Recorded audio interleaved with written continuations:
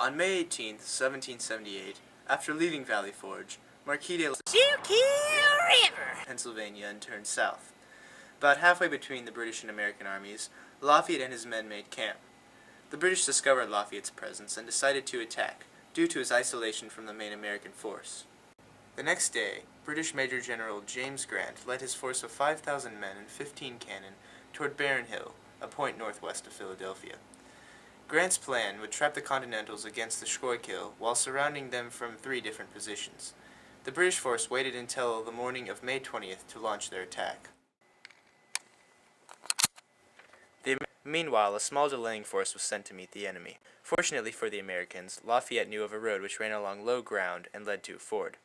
This road would both bypass the British and conceal the Americans from them. Lafayette ordered his men down the road while rear guards and small patrols distracted the British. By staying calm and collected, Lafayette was able to escape certain loss at the hands of the British. He and his men escaped. The Battle of Monmouth, though, was not such a clear victory. Along with General von Steuben, Washington spent the winter of 1777 to 78 at Valley Forge. Cold and low supplies weakened the American forces, killing many. On the other hand, the British spent their winter in Philadelphia, until General Clinton received orders to take New York. Washington, upon hearing of this plan, headed east to try and cut the British troops off from their goal. British and American troops met at Monmouth Courthouse. Clinton, realizing that his army was too large to maneuver efficiently by land, then found that General Gates was sailing down the Hudson River to halt a British retreat. Clinton drove for the coast, intending to take a ship to New York. Washington hurried to prevent this and gave command to Major Lee. The remaining colonial army would attack the British rear. Lee, however, failed to organize his men properly and was forced to retreat. When General Washington saw not only the British but his own men retreating, he swore. "Pigs in a blanket!" This is the one instance Washington is known to have cursed. Washington then gathered the unorganized troops and successfully pushed the British from the field. However, they simply continued on to New York, and so the Battle of Monmouth is considered a draw. For the colonists, winter had been cruel. But in summer, things would change, at the hands of a man named George Rogers Clark. He was rugged. As a young man, he left his native Virginia, braved Indians in the wilderness in the Kentucky frontier, and was eventually given command of the entire Kentucky militia, at only 24 years old. During the summer of 1778, Clark took the Virginia militia down the Ohio River. They trekked from Pennsylvania to Missouri, halted to train, and marched overland 120 miles to capture 2 British posts, Kaskaskia and Cahokia. Their purpose was urgent. The Brits had been paying Indians to scalp colonist settlers, and so the Virginia militia had decided to retaliate. Along with Clark, it organized resistance to the Indian attacks. Led by Clark, it would take the British forts. These 2 forts were along the Mississippi River near St. Louis. Although under British rule as a result of the French and Indian War, the posts were occupied by French settlers who had no great loyalty to the British. Clark quickly gained their support, and so captured the fort without the loss of a single life. On April 22, 1778, a day of Thanksgiving was proclaimed in Rhode Island. France had agreed to join the American cause and would help the colonists by land and sea. Early in the summer, Count d'Estaing, in command of a French fleet, arrived in Delaware Bay. Admiral Howe's British fleet had moved toward New York, and the French commander lost no time in following it. Generals Clinton and Howe, in command of British forces nearby, decided to make Rhode Island the place of battle. 7,000 British and Hessians were transported to the large island. In July 1778, they encamped there. General Washington's attention immediately turned to Rhode Island.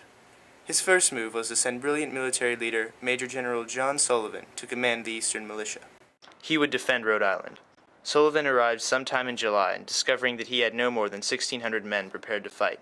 Meantime, half the available men of Rhode Island were called to serve for 20 days. The remainder was ready on call.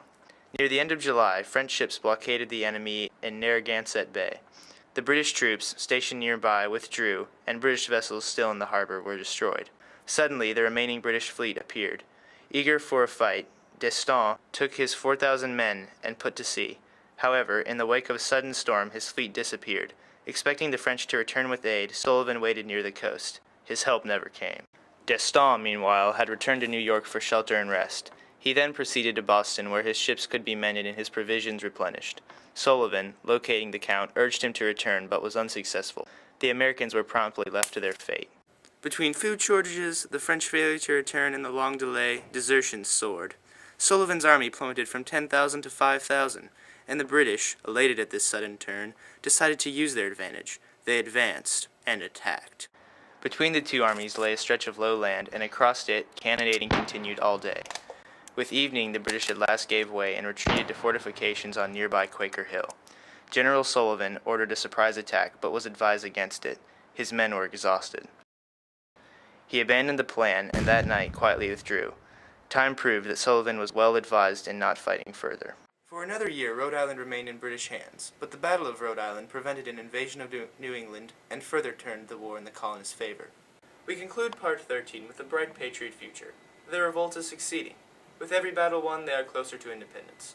But as we will see in Part 14, things become desperate in the South. We'll see you next week with the British captured Savannah. I am Dr. Edmund Everly Edwardson VI. Good day. Yes!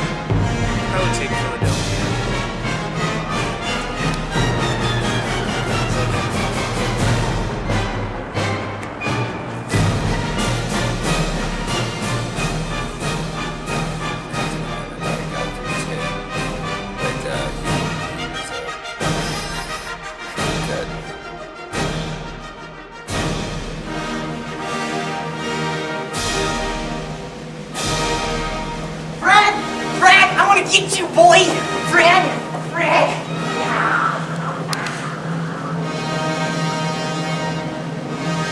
Say hello to my little friend!